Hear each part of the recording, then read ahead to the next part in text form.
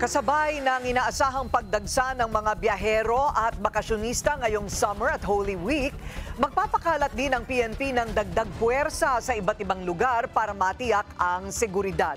Narito ang agenda report ni Francis Folve. Beat the summer heat. Kaya naman dagsa ang mga turista sa mga swimming pool at beach. Pero abiso ng PNP, maghinay-hinay at dagdag ingat. Marami kasi ang nalulunod tuwing ganitong panahon.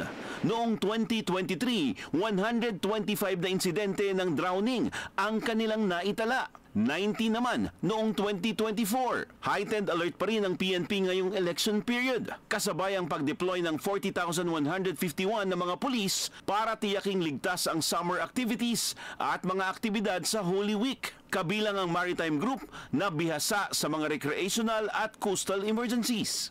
Sila po yung may tasking upang palakasin po yung ating kampanya para maiwasan po yung drowning incident sa mga tourist spots na may mga paliguan po. Ang pinakamalaki po ay ang Region 1 na alam naman natin na may mga magagandang beaches at po yung Region 4A.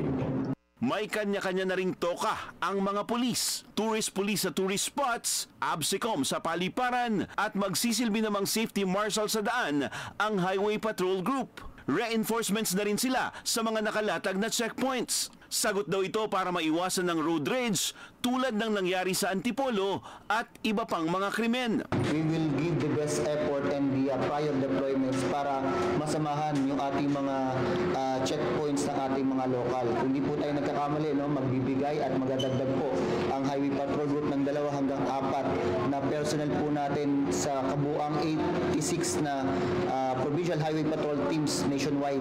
Payo ng HPG sa mga motorista, maging mahinahon at i-report agad sa PNP kapag may problema sa daan. Para sa agenda, Francis Polbe, Belenario News Channel.